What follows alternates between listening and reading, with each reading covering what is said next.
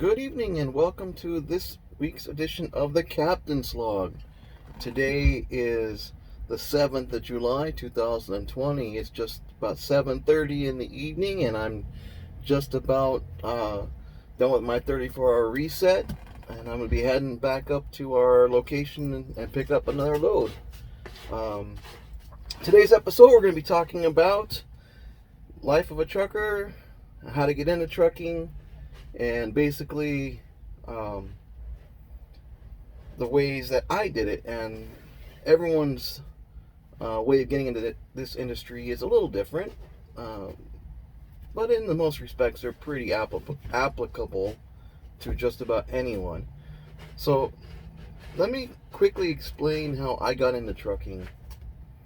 In 1995, I was still in high school.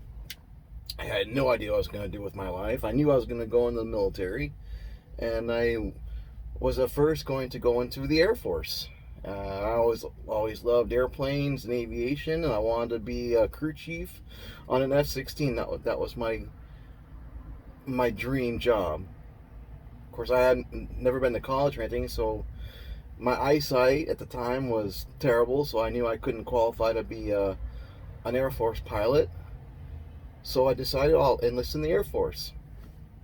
And as I was in the enlistment process, I was denied enlistment in the Air Force because I was too heavy. I was about 30 pounds over what they allowed. Now, all throughout my high school career, I was an athlete and pretty active. But when I got out of high school, I kind of just sat around and did nothing for a year. And to my detriment, I put on 30 pounds. So as I was waiting outside the recruiter's office, the Air Force recruiter, the Marine recruiter happened to walk by, because their offices were all in a row, 3 or 4 separate storefronts, all next to each other. And he says, he asked me why I was waiting for the outside, and I said, well, the recruiter's not here yet. And it was like 9 o'clock in the morning or something like that. And he's like, they're not here at 9 o'clock in the morning? Well, I said, I guess not.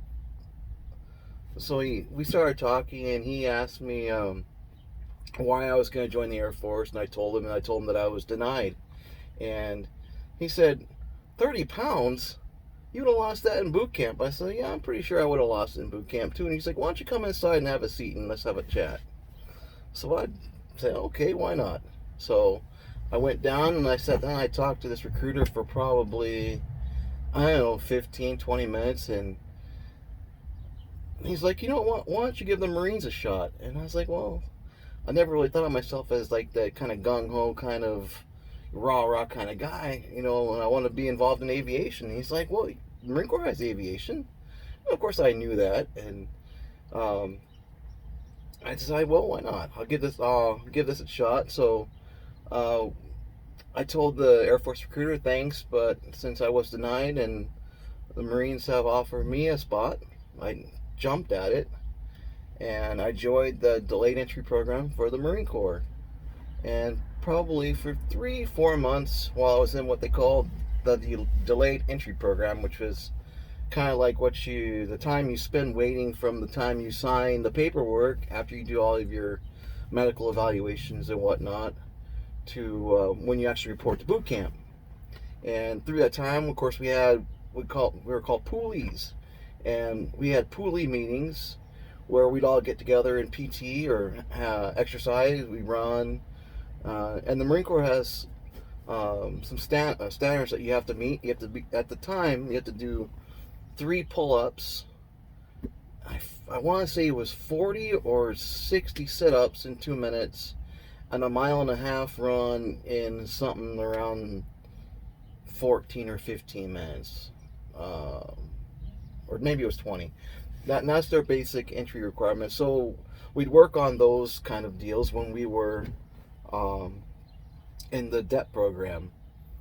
And my date came, got on the bus from the MEP station, which is where you do your initial indoctrination as far as your your paperwork and whatnot, and you raise your right hand, you take the oath of enlistment, and then you go to the bus station, and the bus takes you down to, in this case, San Diego. I live in Anaheim, which is like 2.5 or so hours from San Diego. It's a short Greyhound bus ride. It takes you right down to San Diego Airport, where you go to the USO, and then the Marine Corps transportation picks you up from the USO, and it takes you in for your first introduction to military life. I'll put it that way. And we had about 45 or so minutes from the time we got to the bus station to the time that we were supposed to get on the bus to go down to San Diego. And they gave us meal vouchers to McDonald's, which is right across the street from the bus station. Went across the street, had got a meal, went back to the bus station. As we were walking back, we weren't gone 15 minutes. Like I said, it was right across the street, and the bus we were supposed to get on came early and left. So we sat there for 4 hours or so waiting for one of the other guys. Finally got a hold of his recruiter, and the recruiter wound up driving us down to San Diego. So, completed boot camp, and at some point during boot camp, you generally get assigned your MOS, which is your military occupation specialty. And it's based on your qualifications, and you take a test called the ASVAB, and the ASVAB tells you what skills that you have and what job opportunities you can join in. And I didn't score high enough to get into the aviation program, so I had no idea what I was going to do. I knew I wasn't going to be infantry. I had no interest in being in infantry. So about the last 2 weeks of boot camp, you have what they call service week. It's where you get all your fancy uniforms, and you don't really have a lot of training. You more do a lot of your paperwork, and you're setting up all of your bank accounts, and usually get assigned to either mess or maintenance during that week. And mess means you work in the mess hall and the chow hall, serving, cleaning the chow hall for the other recruits. Or you get assigned to maintenance, where you get assigned to do maintenance around the base, cutting grass, raking leaves, sweeping, that kind of stuff. And then the final week is basically graduation week, where you have a few more days of military training, and then you have your last few days. You get issued your military IDs and those kind of things, and then of course you have visits with your family. You have they call it family day, where you spend the day with your family or whoever on base. You can't leave the base. You're stuck on the base. But they have things to do. A lot of people walk their families around, show them around the base. They have a bowling alley, all kinds of silly things like that. And then the final day is Friday, and that's graduation day. So that service week, I got assigned 3,500, which is the basic heading for motor transportation, which in this case is all Marine Corps trucks, tactical vehicles, buses, all falls under the heading of 3,500. And then you have subheadings, and my subheading was 31. So I was a 3531, which meant I was a motor transport driver or motor transport operator.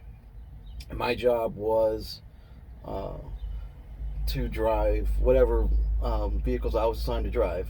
And then, so we go, after you graduate boot camp, you have 10 days of vacation, and then you report to what's called Marine Combat Training. And every Marine, if they're not in the infantry, goes to Marine Combat Training. Doesn't matter if you're a typist, if you're a trumpet player, if you're a supply, it doesn't matter. You go everyone goes to that school, and then from there you go on to your formal MOS school. And for me, that was at Camp Johnson in North Carolina, and that's where I got introduced to driving military vehicles. I'd never driven a thing in my life. I'd not even driven a car. I was 18 years old, almost 19, and I didn't have a driver's license. Never even driven a vehicle. And I got stuck. The first thing I got stuck doing in school is driving a Humvee, which is kind of fun, but the first time you do it, the thing's huge, and you don't know what you're doing, so it's a little scary.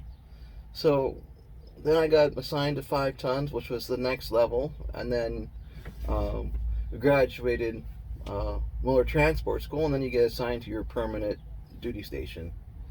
And I went to truck company. Makes sense. Motor transport, go to truck company at Camp Lejeune, North Carolina, which is literally about 15 miles or so from Camp Johnson. So I didn't have to go far. And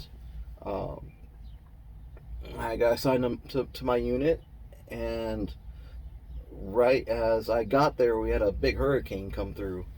So we didn't really do anything with my unit for the first week because everyone in the base was just basically in cleanup mode.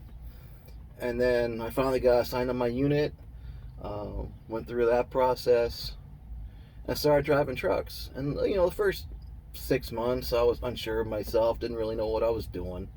Tried to do the best I could, and then my actual platoon that I was assigned to was actually deployed. So when I got there, so I got assigned to work in the maintenance shop while they were deployed until they came back, and I was basically working on trucks. And I had never even worked on anything before, so it was a huge learning experience for me.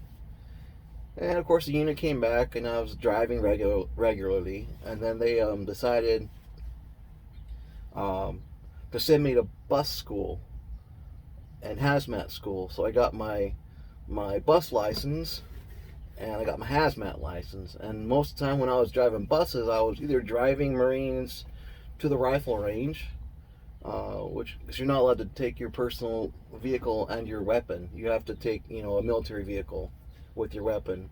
So I was driving them out to the rifle range in a bus. But a lot of good duty I had was driving around the 2nd Marine Division band, which is kind of cool because I've always loved military music, and I was a band geek when I was a kid. So, driving the Marine band to their concerts, their parades. Sometimes we take them straight to the airport where they get on a plane to go play somewhere. And after, 2.5, 3 years of my duty station, I was pretty much done with the military. I pretty much had it. I was a Lance Corporal, which is an E3, which is a very low rank. And the Marine Corps, in its infinite wisdom, lowered its promotion scores down so low that they promoted too many Lance Corporals to Corporal.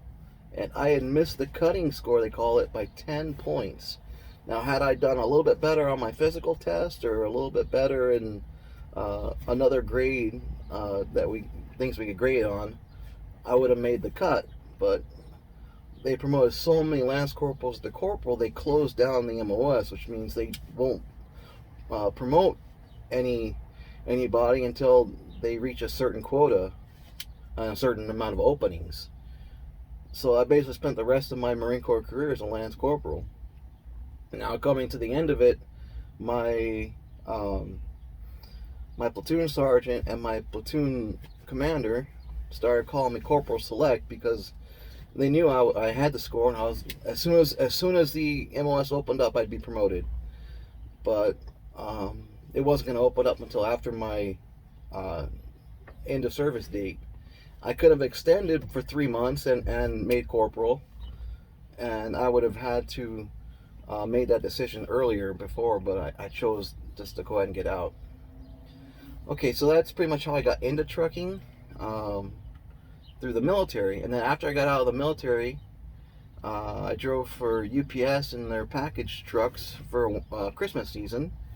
And then I went to a civilian CDL school where I got my Class A CDL, which allows me to drive tractor trailers. And I did that for a little bit over the road. And then the rest of, not the entire rest, but a good portion of the rest of my time as a truck driver has been spent driving locally. Either I delivered everything from general freight. I used to deliver Coca-Cola products to the stores and actually, drive the truck and then deliver it, and I had to put it away and make displays and whatnot. So we had to deliver and we had to merchandise it. I drove delivered beer for quite a few years. Um, I really got to hate the smell of beer, especially if you drop a case of beer and the glass breaks on hot pavement. That smell is not something that I really enjoyed. Um, and I got out of trucking for a couple of years when I was in college. I went to college and I got a bachelor's degree and I got a master's degree. And I couldn't find any work that paid anything, worth doing. Most entry level positions that I was qualified for were only paying in the $45,000 to $50,000 range, which is barely enough to live on, especially when you've got a mountain of student loan debt. So I started doing some searching online, and I got hired by a company delivering groceries directly to restaurants, bars, uh, hospitals, nursing homes, pretty much anywhere that has an industrial kitchen. Uh, and I did that for 5 years. Of those 5 years, I spent 3 of them pulling doubles, 2 trailers at a time, doing shuttle work at night, driving 2 empty trailers down to our warehouse where we switch them out with 2 full ones. I bring them back to a satellite location, and then I'd hook up 2 empties and go back, and I do that, basically 4 empties and 4 full ones. Uh, and then I got this crazy idea to start looking for another job because I was just sick of hurting myself every day carrying loads of groceries up and down stairs into these rickety stairs down these basements. Every day I wake up in pain, I go home in pain. The warehouse was an hour from my house, so I'd have to get up like at 1:30, 2 o'clock in the morning, drive an hour down to Minneapolis, deliver my groceries, and then drive an hour home.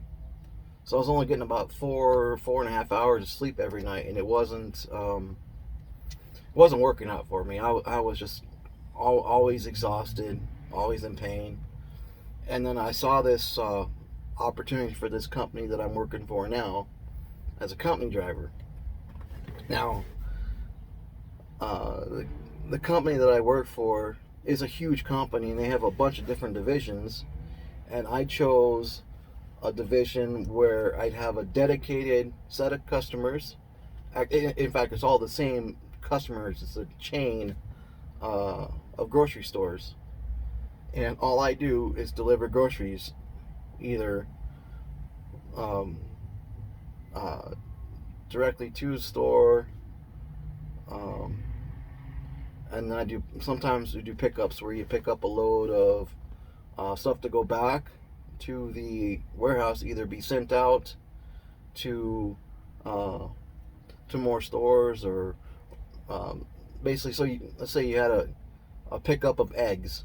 So you go to a place, you pick up a trailer full of eggs, you drive that to the warehouse, and then the warehouse sends that out to the stores. Or you pick up, like I mentioned before, like a load of empty pallets, where you take the pallets back and then they unload those empty ones, and then they fill the pallets up with more freight, and they put those onto new trailers. So that's actually what I'm doing tonight. The trailer I have now is empty. I delivered Monday morning, and I took a day and a half off to get a reset because I was really low on legal working hours. So I will take this empty trailer back to the warehouse, pick up a full one, and I've got 2 stops, actual delivery, and then I have to go, and I got to pick up a load of pallets and take it back. So that's what I'll be doing later tonight. So that's my life. I basically live in the truck, usually a week at a time. But right now, because I had the mechanical issues, I'm going to probably be staying out for a couple of weeks at a time without taking any time off for the next month until I can recoup some of the losses that I incurred. And once I get that, I'll probably go back to working 6 days a week instead of 5, which is what I was doing. And I originally bought this truck. I hope to get 3 years out of it, so we'll see how it goes. But so that's pretty much it for today. That's how I got into trucking. I know I wanted to talk about the trucking life as in general, but I rambled on too long, and I don't want to keep these videos more than at the most about 20 minutes. So I will sign off for tonight, and probably within the next day or two, I will record.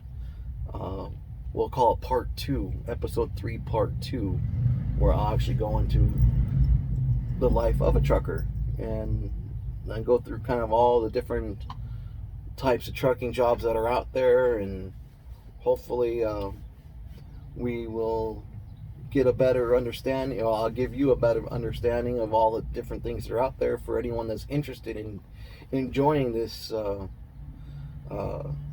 this industry. Right now, with the COVID-19 thing, a lot of truck drivers aren't working because they're sitting at home. They're making more money sitting at home, so the getting's good right now. Now that's going to change probably as the world goes back to normal, but right now it's basically, for a lot of people, this industry is a license to print money.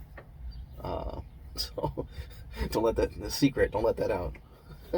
Don't let the government know that we're actually enjoying making money. So that's it for this episode.